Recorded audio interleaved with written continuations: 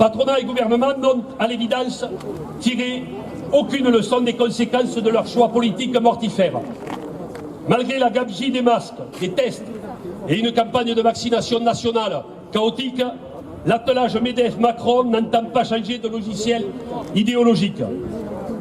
Ce cataclysme social et cet acharnement à poursuivre coûte que coûte une trajectoire inefficace économiquement et destructive socialement porte un nom, le capitalisme.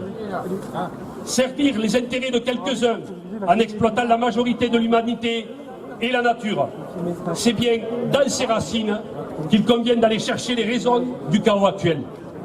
C'est à ce travail de clarté et de dénonciation que s'emploie la CGT. Agir sur les origines de la crise autant que nous appelons à le faire sur ses conséquences. Cette pandémie a mis en évidence un état de délabrement de notre système de santé, sacrifié au fil des décennies au nom du profit par les gouvernements successifs. Elle a aussi montré combien les premiers de corvée étaient essentiels au maintien du pays. Les mêmes, après les oubliés du Ségur, que le gouvernement vient de remercier en revalorisant le SMIC de 0,99%. Voilà le calcul des technocrates, ces connards. Je le redis, ces connards. Dans la santé, plus qu'ailleurs, la logique... Oui, quel autre mot employer? Ça a des conséquences sur des millions de citoyens et de salariés.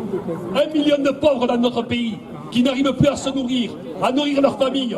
Comment peut-on appeler des gens qui décident et calculent de cette façon-là?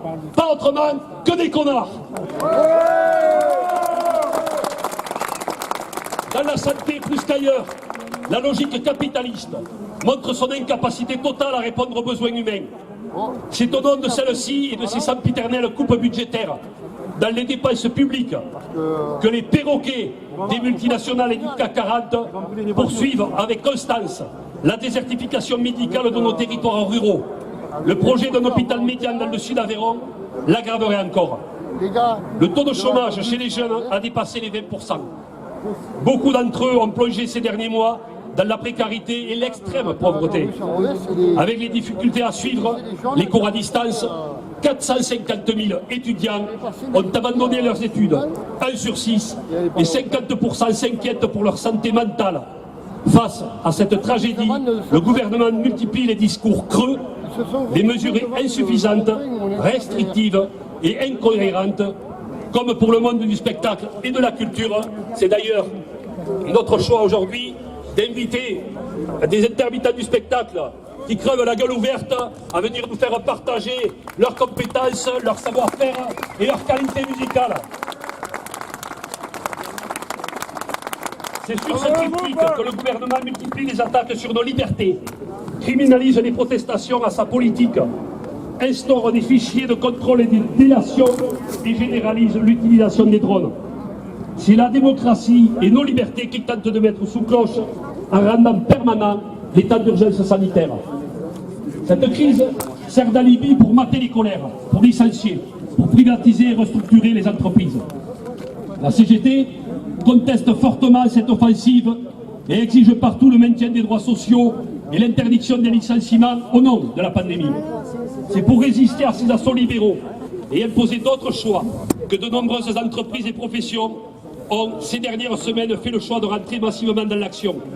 Énergie, sont nombreux, santé, éducation, entreprises du privé en lutte contre les licenciements Covid ont balisé la voie dans les actions déterminées.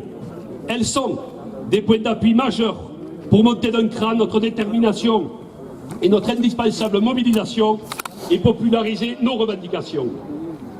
Arrêt immédiat de tous les plans de licenciement, rétablissement de l'ISF, réduction du temps de travail 32 heures avec maintien des salaires pour travailler moins, mais travailler toutes et tous.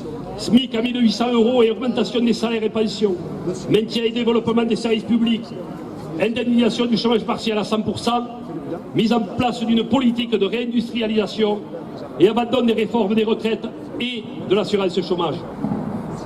Salariés du privé ou du public, jeunes, privés d'emploi et retraités, précaires, nous sommes toutes et tous du même camp. Et du même côté de la barricade, nous sommes le nombre et les uniques créateurs des richesses. Premiers de corvée et oubliés du Ségur, il ne tient qu'à nous toutes et tous de défendre nos intérêts, reprendre la main sur nos vies, nos richesses et nos biens communs. Bien évidemment, je parle là des questions aussi environnementales. Merci.